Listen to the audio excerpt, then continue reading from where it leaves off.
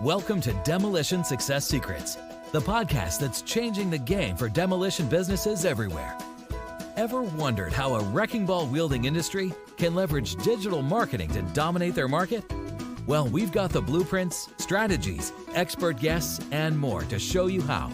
Stay tuned, because we're about to blast through the barriers of your business. So this is another episode, and today we have Chris on. Chris, welcome, and how is your day going so far? For Monday, it's going awesome. We got two crews working. One crew's doing interior selective demo, and we have another crew working on the heavy equipment on another site there. So it's busy as always here.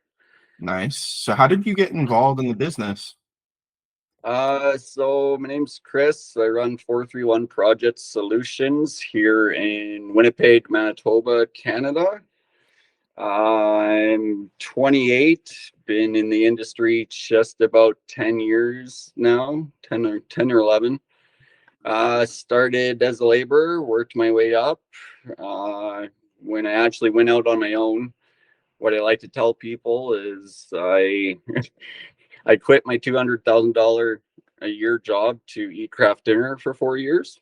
Yeah. And, in that sense, I worked my way up the ladder. And when I left, I was actually a civil superintendent for one of the big contractors here in Canada. And I just got tired of the corporate world, and I got tired of giving my time to other people's success. And so I said, I'll go out on my own. And that's exactly what I did. So just about 4 years ago, I started 431 Project Solutions, and we are a heavy construction, demolition, and disposal company. Very cool. Yeah, I'm right there with you. I was corporate. I was a consultant until about 2017. My boss sold the company to one of our clients who ran a massive company. And I realized, okay, so I'm doing all right, but what is the point? I have nothing to show. Like, obviously you're making good money just like you were. But you know what? They could can you. Or something happens, a new boss, client leaves, and that's your client or whatever. And then what are you supposed to do with what you have going on? You have something to show for it. So is there any dream one day of selling the company, or you think you'll keep it forever? Eventually if you talk to my girlfriend, she'll say sell it, but,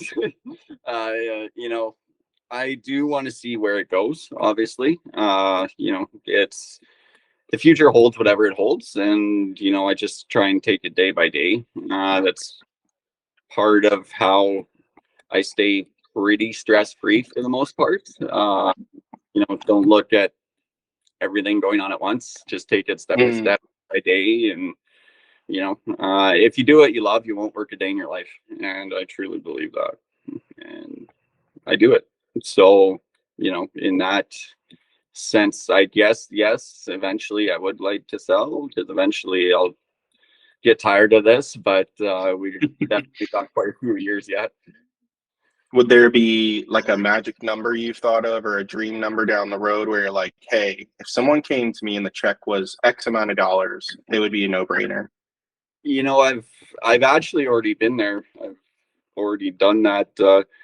I went out on my own when I was 19 years old. Wasn't old enough to go out on my own, and learned a lot of hard lessons. So I started a dirt work and excavation company then. I held it for just over 2 years, and then I actually got bought out for my client list. So that being said, I got bought out for my clients, and not particularly the company itself, but it just went along with it. So I have been down that road. Do I regret selling it? No, I had a lot more to learn in the industry. And, selling it, it was based on the fact that I was still young and I knew I could do it again. And, we live and we learn. per se. And do I have regret for selling it? Yes, but to a certain degree, I don't, because there was so much more to learn once I carried on from ownership and got into this position of civil superintendency and stuff like that, right? So yeah, That's pretty cool. So maybe one day, but big pie in the sky, you're focused day to day. That's cool. All right. Yeah, some people, they're like, hey man, if I got a $50 million check, it's game over. If I got a $30 million check, it's game over. You know, that some people have that pie in the sky. That's awesome. Okay, so let's talk about, you know, within reason, some of those lessons that you care to share. Tell me some of the good and the bad of the business. You know, what should people watch out for? And then after this, we'll go on to the nice parts. Like, what are some of the awesome pieces of business? Yeah, no. As far as hard lessons, when you think you know the basics of it, you don't. And I know it's pretty cliche to say, or a cop out per se, but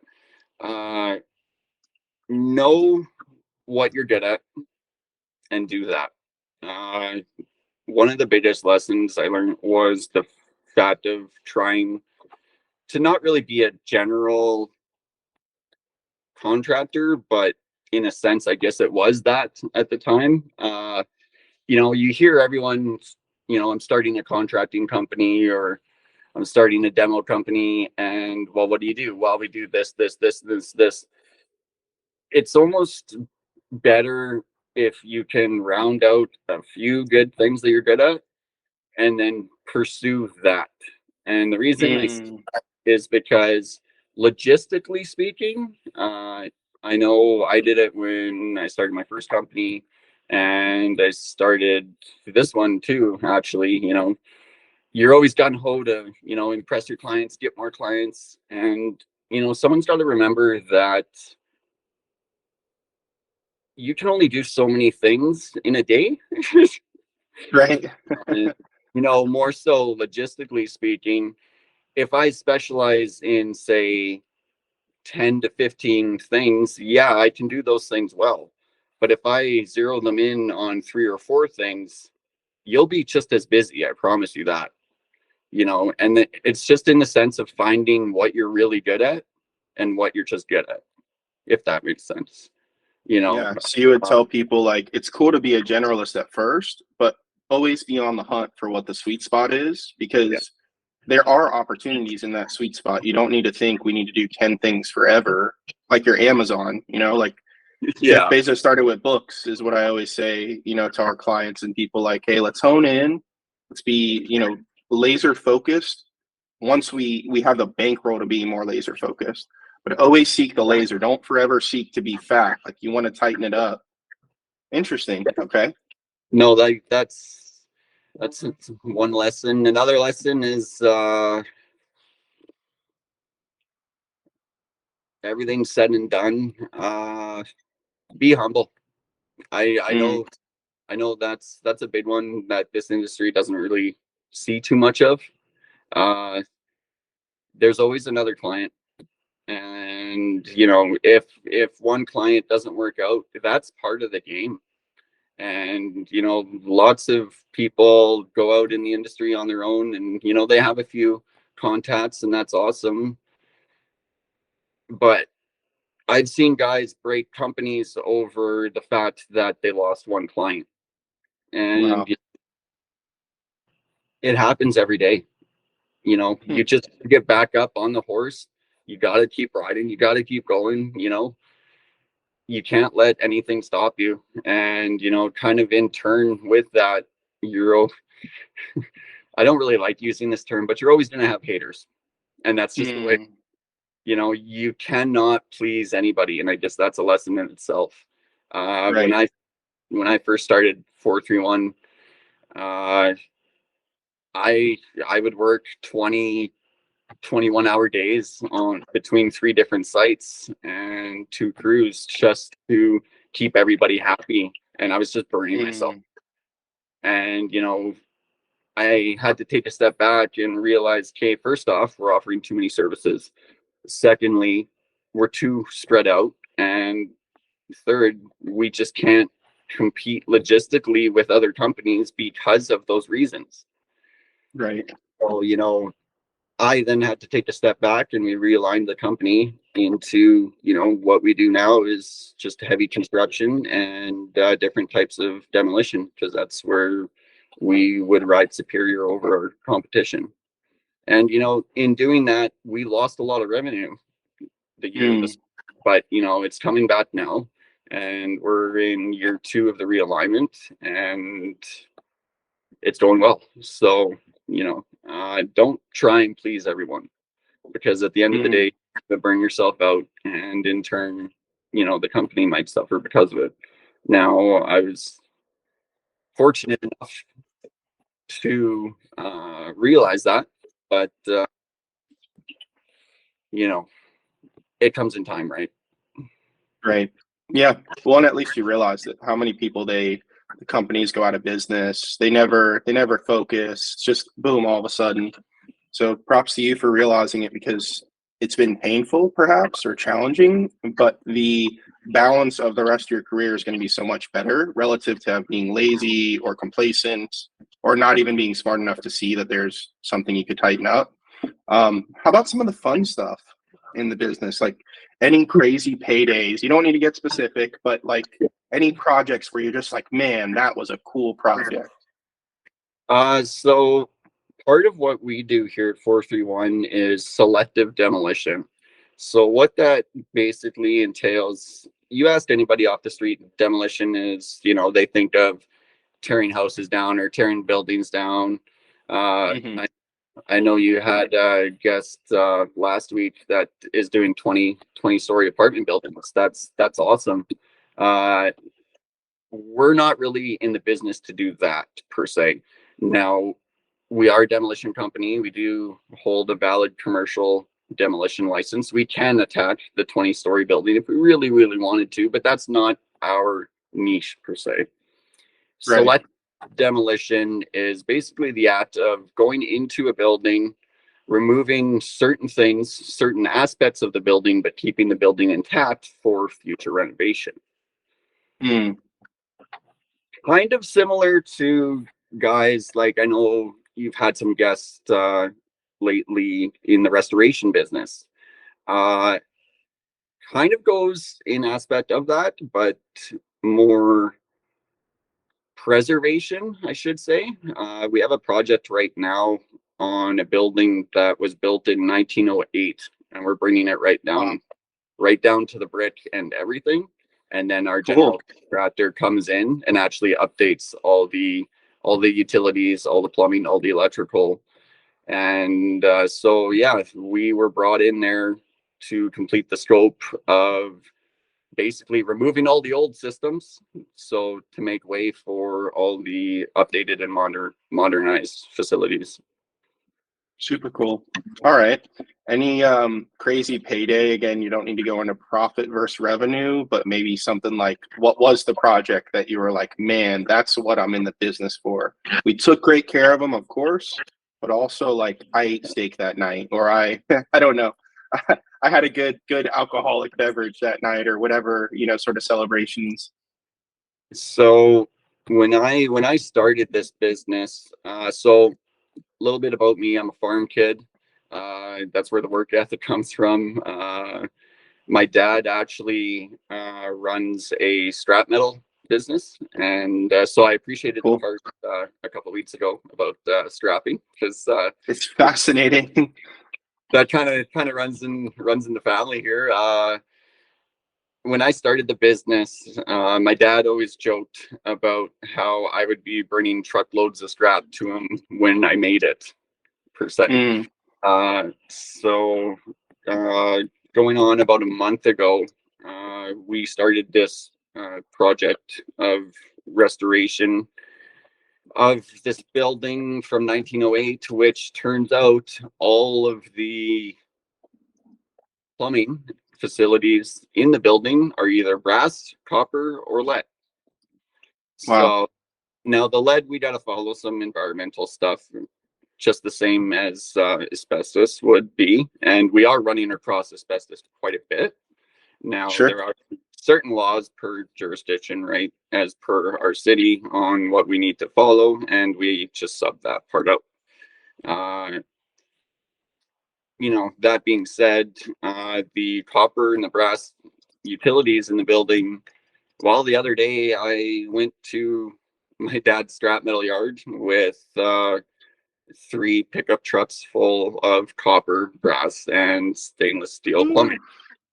Boy. So, do I feel like I made it per se? In a way, yes, because kind of in a way following in what dad kind of made a joke around, kind of proved him to the fact that, hey, I am doing this and I did do it. But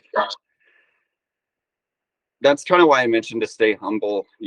Just because you have little victories like that doesn't mean you can slow down or, take the option of, not working the rest of the week or something like that. Just stay vigilant. And that's what we do here. So yeah, it's funny that like your old dreams you're now achieving, I would guess. And now you have bigger, newer dreams and I've seen this in our business, you kind of look past yourself. Yeah. But it's hard at first to look past yourself. You have to be kind of, I don't want to say insular, but that's kind of what it takes. And then you get past that if you're not an egocentric person. Like with you, it seems like super about your team, super about your clients, very selfless. I'm kind of the same way, almost to a fault. We'll do it. Yeah. No, for sure. Like, as far as my team goes, I have an awesome team behind me, including I got guys that have been with me right from the start. And you know what? They didn't lose faith when we ran into obstacles when we were younger. And, I got to give a shout out to my girlfriend, Jane. She's been around the company from the start as well. And, Cool. It's without a good team behind you, you will not make it in this industry. And I'm a firm believer in, if I didn't have a team, I wouldn't have a company, because at the end of the day, they are the company. And at the end of the day, if you look after your client, you look after your team, and you look after yourself, there's nothing stopping you. Yes. Let me ask on that for our audience. How do you find good team members other than a lot of trials and tribulation? Like, do you have any insights there? You got to test them to see if they're honest. That's a big part of it, especially with the scrap these days. So I don't mean to laugh at the question. It's a very good question. I'm probably going to sound the same as just about everybody else in the industry. It's so hard to find good guys. Sure. I don't know how it is in other cities, other countries, but demolition definitely attracts a crowd. And it's not necessarily the best of crowds. I know here in Winnipeg, we probably get 5 applications a day, just walk or stuff like that, which sounds awesome. But, that being said, we've had the obstacles of team members just leaving site with no other words. We've had we've had guys that didn't show up the next day. It's all the usual personnel problems, but at the end of the day, you got to trust your gut when it comes to staffing, and you got to give your guys a chance, because if like, I'm the type of person that I care where you came from, but I don't care where you came from. As long as you can show me that you can do the job, do it well, do it to spec, and care in the process, I'm all for giving anybody a chance. And like my senior guy here, he's been with us from the start, and he too has had days of no shows. And at the end of the day, we're all human, and if we can stay humble like that and help each other out, the future is prosperous. That's cool. So for someone who is trying to break into the industry, or maybe they already are in the industry, how do they shine? Because I mean, I work with our clients day in, day out, and I see some of the opportunities we give them are actually employment. Obviously, the bulk of them that we do are for them to get more work for more estimates. So how does someone stand out when they're trying to work in the industry? Is it coming and shaking your hand? Is it coming to an office? Like, how do they really? Because the internet, let's be honest, you're getting 5 resumes a day on average. It sounds like, come on, like it's not like their profile picture is going to be on the resume and you go, oh, that's the one. Exactly. They're going to be a good worker. How do they actually get a job, or how do they get to the point to be on the team?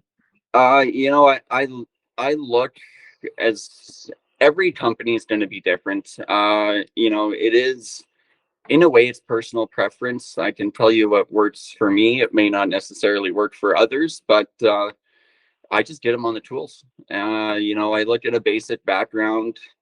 What I look for is callbacks. That's a big one for me. You know, Okay. if someone submits a resume but they never call me back, it shows the drive they have behind that application, right? So I remember, if I think back to my laborer days and how, you know, this industry is very hit and miss, right? You'll be hired for a contract and then the contract's done and you're laid off, right? It's very common in construction. And you know, whenever I ran into an obstacle like that, I would go out and apply at 10 or 20 other different places, but lots of superintendents, and me included in this, we always look for the guys that do the callback the week later. Or, you know, if guys come to site, we picked up a couple guys this way too. You know, I'll have people off the street just come, are you guys looking for workers? Whoa. Huh. Sure.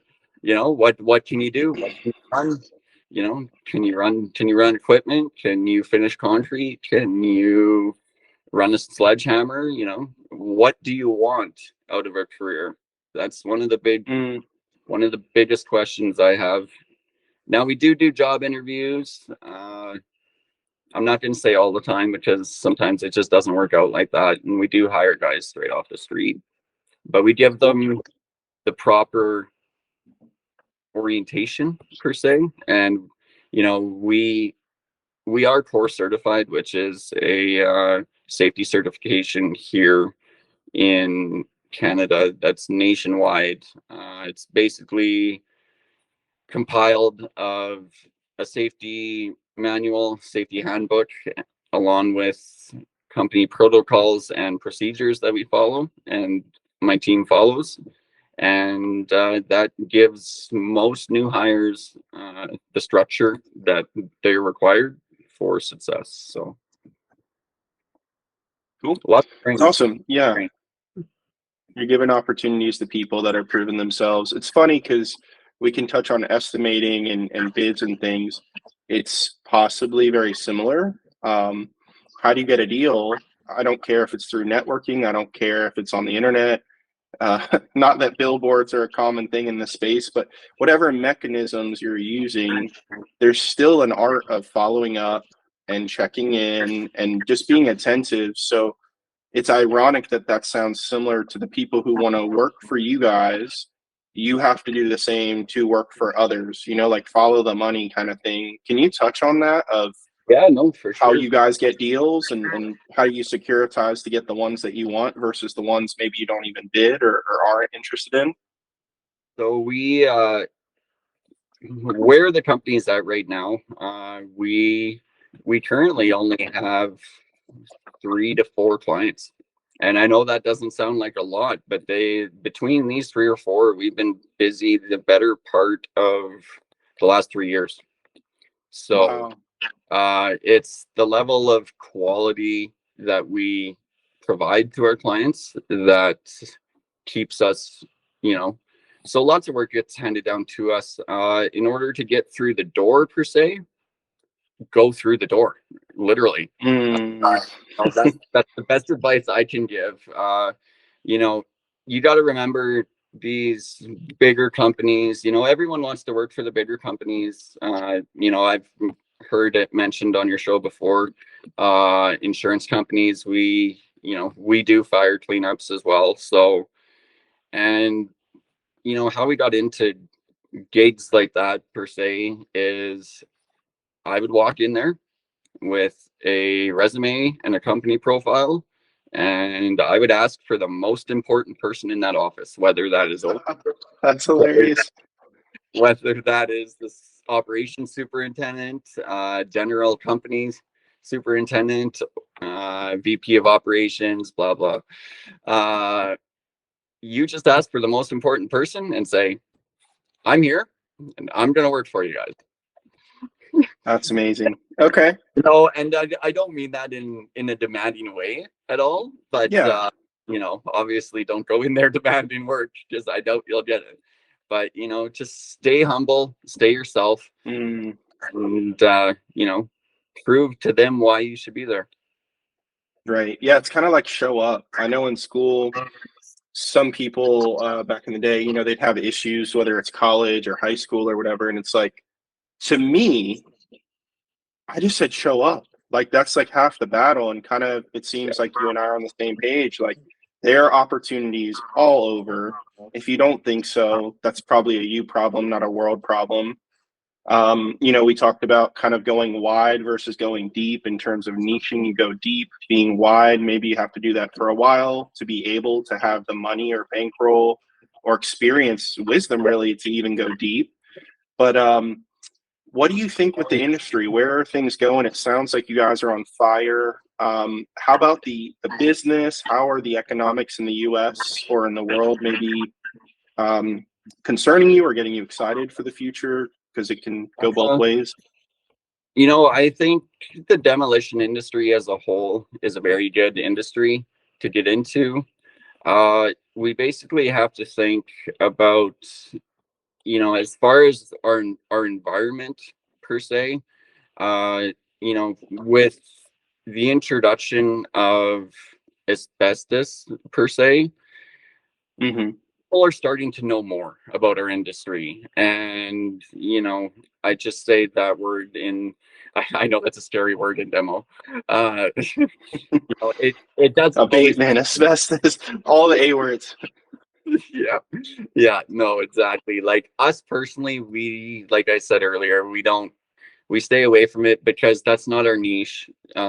We don't have the protocols or safety management system to manage such materials, but we work with a number. We have one company actually that we work in partnership with, and they do a very good job at it. So let them do the very good job, and we'll do our very good job over here, right? As far as a whole, you know, you got to think back all the way back to like World War One. Okay, people came home and they built everything. Okay, World War Two, people came home after the war and built their lives, built their dreams. Right. Most of those buildings are coming to age now. Right. So, we got buildings that are built post World War One, post World War Two, and so on and so forth. Lots of those buildings are starting to show their age, and it takes crews like mine to put them back together again. But before the guys put them back together again, we got to go in there and get all the old stuff out. So in saying that,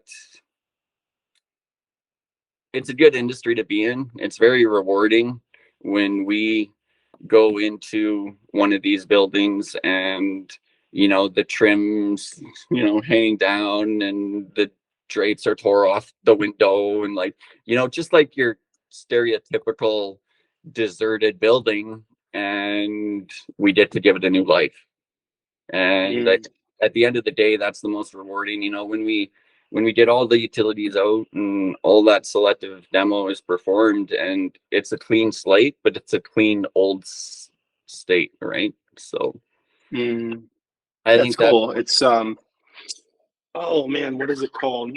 I was in Egypt recently, and you guys are kind of in that space where this is shocking to me. All throughout Egypt, and of course throughout the world, but the sand has just covered these structures, and the archaeologists, when they get, there's a lot of things that they have to go through to be able to dig, but they get to have, I guess you would say, the beauty of being able to uncover these incredible, outrageous things. And you guys are doing that in a certain way as well, where it's like, man, people 100 years ago used their hands. There wasn't a backhoe necessarily. There wasn't an excavator. There wasn't, a drill or what have you. They were using their hands to build this. You guys are getting to use your hands and these tools to give it new life and to get it the respect, I guess, it deserves, rather than, if it wasn't for companies like yours, someone would just say, tear the whole thing down. If they were allowed to do that, tear the whole thing down. Let's build a new skyscraper on it, put up some glass and forget about the history. And in saying that, we do have our heavy equipment division that's standing by if any of our clients need that as well. But you were talking about awarding parts of the job. Just the other day, one of our crew members found a newspaper from 1914, so that was pretty cool. That's awesome. It's that kind of stuff that we find. And then also, another reason why I started the company was to be waste conscious, because eventually our landfills are going to run out of room. And if we can do our part, so as a company as a whole, we actually devote time, effort, and money into the fact that 80% of what other demo contractors or general contractors throw out, whether it be in our disposal bins, on our projects, or what our scope of work is to be removed, 80% will either be recycled, reused, or sold for design and architecture. Wow, that's crazy. Okay, so everyone else is just throwaway happy or get rid of it happy. And when we start peeling the layers in these buildings, I mean, you get to see millwork from 1920, 1940, when carpentry was carpentry, and, we just saw it as such a shame that we're in a throwaway type of world. And if we can kind of shed some light on that while we complete our projects, then so be it. So I guess in turn, we would be classified as a salvage company as well. We do have 4 acres of land that is devoted to just salvage items that we pull. So, that's everything from a boiler to a farmhouse sink, cast iron tub, that sort of stuff. We all selectively take it out of there. And we have a number of clients that we don't actually do work for. They just come to the yard and I'll walk them through it, and they'll be leaving with 2 cast iron sinks and a rocking chair or something like that. Cool. So, there's a lot of designers and stuff like that on that side as well. So okay, yeah, because I was gonna say, could you kind of pitch the idea to the audience at large of how or why they should do it that way? Because I'm in alignment with you. It sounds like there's a number of reasons to be about it. The environmental aspect, obviously, is sure. What us for it. So what would you say about growing the firm? Is it something that you guys are looking to do and are actively networking, or how do you grow the firm? Are you able to take on more jobs? So where we have progressed, when I first started the business, I thought I was Superman. I thought I did, I could balance, running a piece of equipment here and doing the manual labor here. But slowly burnout crept up on me. And I mean, it still does, but for the right reasons, right? Another thing that, if guys are new to the industry and they're wanting to soak up the tips and tricks, you're going to have growing pains, and that's just the way it is. Right. You're not going to have a perfect track record, and you're going to have a couple projects that haunt you and haunt you again. But the difference is if you learn from those, then ultimately you are growing. And that's kind of the cool part about business ownership as well, is just the fact of you see the business grow, but you also see yourself grow, right? So, we have two projects I can think of right now that, in all honesty, they were in our first year of business and it did not go well. Now, in saying that, we bit off more than we could chew. I myself did. And, we had to swallow our pride and go up to our client and say, we cannot complete this. Now, fast forward the 3 years now, I have since righted those wrongs, and two of those clients are still our clients. And Cool. that's kind of the it's one of the biggest things that I notice us growing as a company. It's just the fact of we had two clients very disappointed in us, and Mm, I had to do something about it, right? So, yeah, you're not going to be perfect, so don't try and be. Just right. go out there, work hard, work safe, and the projects will come. As far as where we actually initially got projects, Facebook is a huge company grower for us. Huh. When I first started the business, I totally doubted. Everyone's like, "Oh, did you make a Facebook page?" Uh, current, currently we don't actually have a website, and Right. I know that kind of sounds, well, everyone has a website, and we are working on progressing that direction. But at the end of the day, I don't want to put ourselves as a company or myself in the position that we bite off more than we can chew again. So it's Mm, slow progression every year. Uh, we went from it just being me and my girlfriend Jane to now we hired one guy. Now we hired two guys, and like right now, full time, part time, we only have 5 employees, and that's where I want to be right now. You can run into the issue of growing too fast, and that's kind of what happened to us in the end of year one.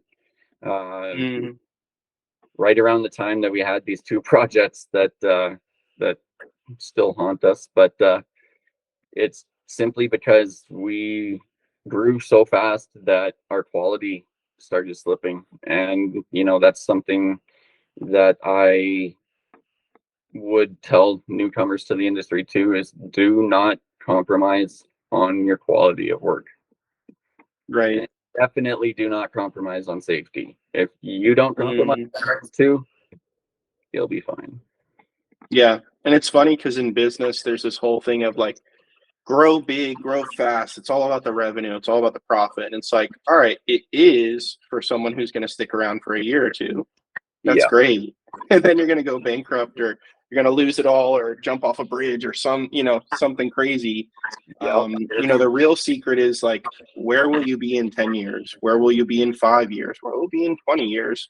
A lot of our guests that we have on, a shocking number really, is they're generational businesses. They're actually not many a times just, all right, I started it 3 years ago, or I started it even 20 years ago. A shocking number have been passed down. And we've had obviously the owners, but we've also had team members on as guests.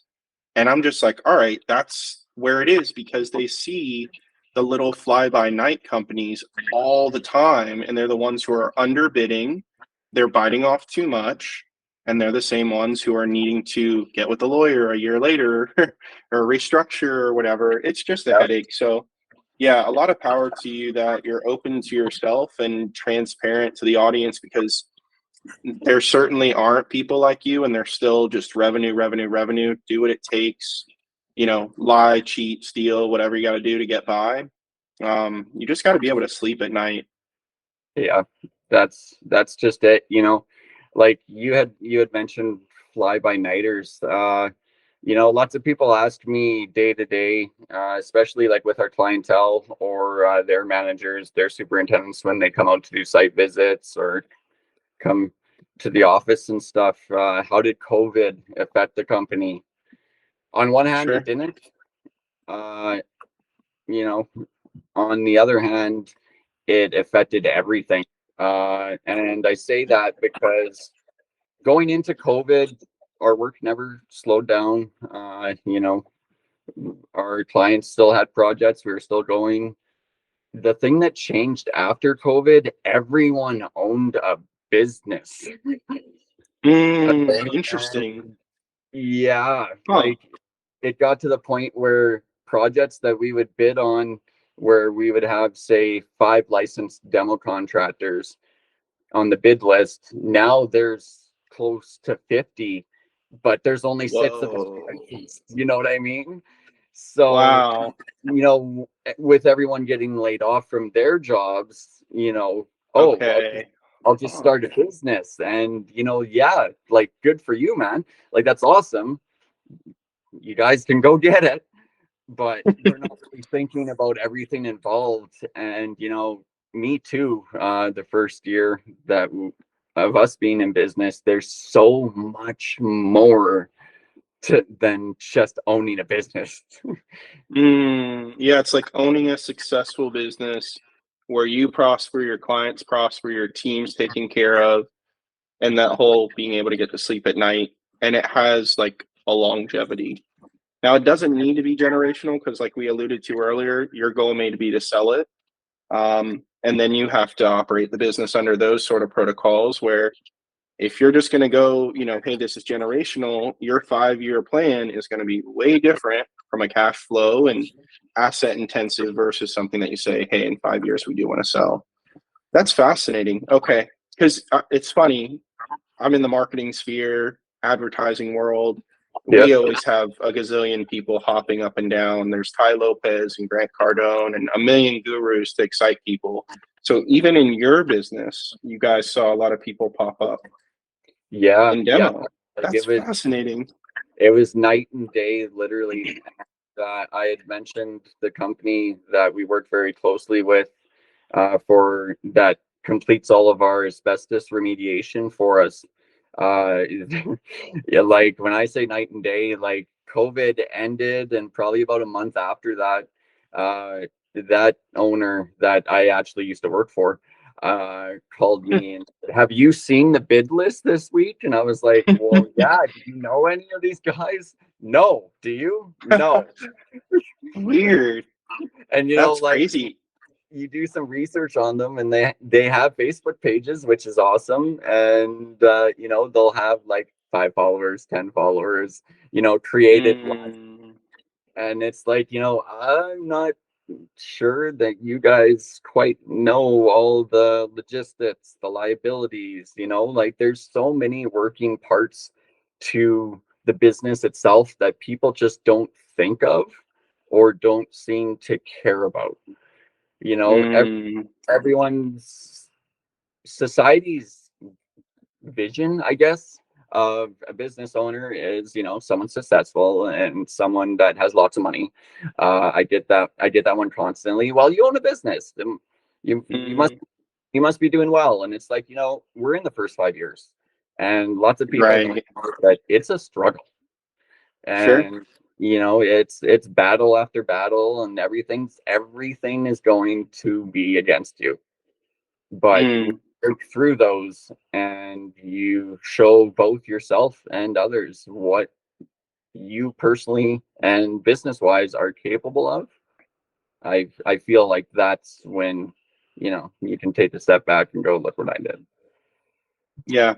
No, it's fascinating. And a lot of the team members, like, we have estimators on here listening, and we obviously have people who are owners, contractors, boots on the ground, etc., heavy equipment operators and things.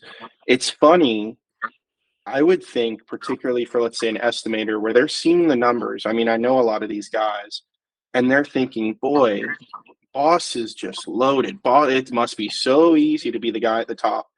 To an extent, yes, but also to an extent, you're sharing and giving some of the light on the realities. Like, I run a business as well, and there are a lot of upsides, definitely, but there are a lot of downsides. And like you said, there is way more risk on top of you that Oh, will yeah. forever continue to mount. I mean, I don't know where the big pie in the sky is for every business. It's different, but it's not like you get to be Mr. and Miss Delegator, at year 6, like you're saying 5 years in. It's not like year 6 turns around and boom, now you're that rich person that everyone aspires to be. Yeah, it does kind of mount and mount. More team members, more equipment, more litigious liability, heavier insurance, that kind of thing. We got a few more minutes. This has been awesome. What else is there to kind of dig in? I'm sure we could be on here for hours and hours, and Yeah, I'm no, open to some more time. But what are some of the little like nails in the coffin, goods, bads, scaries, excitings that you want to share? I mean, at the end of the day, myself, starting the business, you're gonna want some capital. I'll tell you that. Mhm. Uh, I started this with a pickup truck and $20 in my pocket, and Whoa. I can tell you, it's definitely not easy. Mm. Learn from that mistake. Was there any reasoning behind me not acquiring, formal investing? The investment world as for company ownership is definitely a whole new episode on the podcast, but I told myself that if I needed to use someone else's money, then it wasn't the right path for me. And Interesting. that's just what I have told myself. I'm not saying that's going to work for anybody else. And, in a roundabout way, it took a long time for it to work for me. But, I don't claim to be a self-made high horse. It's just I've worked very hard, and in the end, I was told a lot. Hard work pays off, and it does, but it's going to be a lot more hard work than you think. So, Mm. if someone is starting out in the industry, and you got the contacts, you got the clients, in a roundabout way, I would suggest maybe freeing up some capital somewhere or getting a capital investment. Different investment options work for different people, just as different cars work for different people, right? There's so many Sure. options out there in the investment world for business ownership. So many different ways you can go about it. You got partnerships, sole proprietorship, you got capital investment, you got angel investing, right? And so it's really, you really got to sit down and look at the company as a whole. And like you said, like, what are your goals with the company? Are you looking to just quick flip the company in a couple of years? Is this your lifetime? Because all that, how much are you going to need? How much, you think you need this much, well, double it, I'll tell you that. And some. Especially starting out, it goes fast, and yeah, it's a lot of work and a lot of investment of time and yourself, but I wouldn't change it for the world. And Yeah. that's something nobody can take from me. Yeah, I had a feeling you're gonna say that. Like that exact line of, I wouldn't change it for the world kind of thing. So yeah, I really do look at the business end and say, hey, obviously you are extremely capable. You had a great job and a successful career before this, as did I. And for me personally, I just look at it and I go, I don't want to have to work until 70. I want to choose to work until 70 under my rules for better or worse, and there's a lot of hell to pay for that in certain instances. There is a price of admission, and it's way worse, that price, than in certain people's outlooks of what it could be or what it is. But to me, the ultimate price is to have to, be a 60-year-old person and have a boss that's 40 years old because they have a certain degree or because they know the owner of the company or whatever. And me at 60 having to ask that 40-year-old boss, or God forbid, a 30-year-old boss, say, hey, can I take 5 days off so I could spend it with my family? It's like, you're a 60-year-old adult. And I know, like, maybe I'm spoiled in that sense, but I've earned that ability to not jive with that. And obviously you're putting your foot forward so you can do that too. That's just it. Like, you'll, like, me personally, I had a lot of close friends. Are you going to that party Friday? Are you going to this Saturday? It's like, no, I'm working. And lots of people will not understand that entrepreneurship is not for everyone, and it's not an easy animal to tame. No. It requires a lot of time. And for the people, I'm not saying dispose of any memory making activity ever for the next 5 years, but you're gonna have to make a lot of sacrifices, and that's just the nature of the beast. And to me, that ultimate sacrifice, because you're totally right, spot on, I just try to view it earlier on and say, hey, what's more of a sacrifice? Me dedicating some of my 20s and 30s, or me dedicating, while it's not the deeper dedication, like this is the entrepreneurial, but I'm doing that for what, a decade, maybe two? Yeah. And these other people, they're not having to go like this, they're going like this and only going to that depth. But like for 70 years, or in certain cases, depending on economics and, countries and things like that, you may have to work until you die. Like here in America, it's even if you're successful, stuff is so litigious and so tight, and good employees cost a lot of money. People think of Amazon, they want everything to be perfect and right on time, and you can do your best, but that is kind of fascinating. So you and I are both willing to pay that price, so that way we don't have to pay it the way that I guess general society pays it, but we certainly pay pretty royally. Any last bit that you want to kind of send off with the audience and kind of give them Chris's last few bits? I mean, at the end of the day, we're capable of anything if you set your mind to it. If I could, if people, I have a very different mindset as compared to a lot of people. I can credit Gary Vee for that.